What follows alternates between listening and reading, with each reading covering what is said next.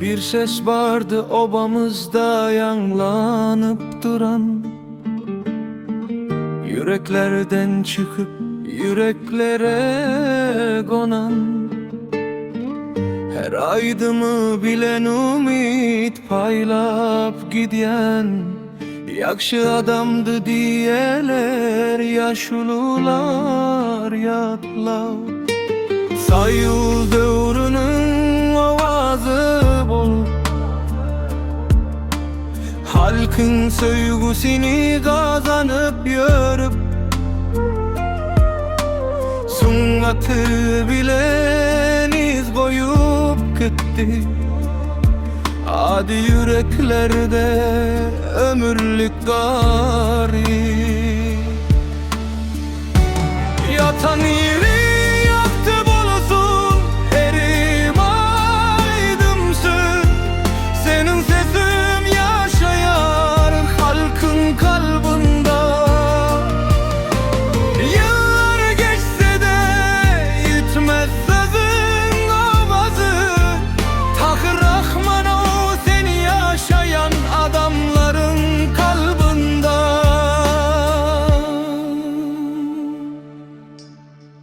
Toyların bezeli, şadlığın sesi,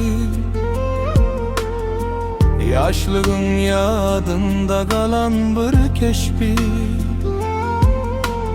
Dinlen her bir adım duygulanardı, aydınların göğünün törün açardı. Saz bilen gürledi mehirli kalbim, her ovazı boy dostun hem yarın. Bugün seni küsep yatlanlar köptü, çünkü sundatın halk bilen birdi. Yatan yeri yaktı bulusun, erim aydımsın. Senin sesin yaşayar halkın kalbinde.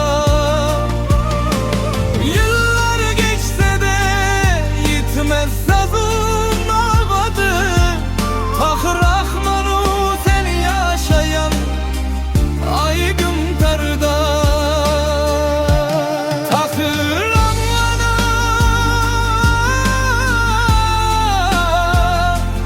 Halipa can yatan yerin yaktı bulsun.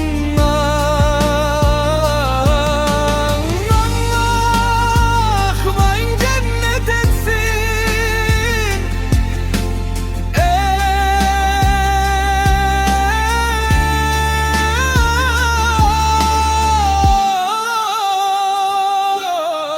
Vakt geçiye iller irdinan dolanma, yakşı adamın izi hiç kaçan solma. Aydımınla yanlan yar her bir öylerde, hurmatın yaşayar il günü içinde. Nesiller dinlerler senin sözün, duylarlar yüreğim mehirli sözün. Sunga düşme eken hakikat oldu, yakşı adamın adi bakındı. Ruhun şad bolsun, aydımın yaşasın. Halkın sevgisi seni kurşap alsın. Sazlı yatlama bolup her yılda, adına aksın yakşı dileklerde. Yatan yeri yaktı bulsun, edim uygun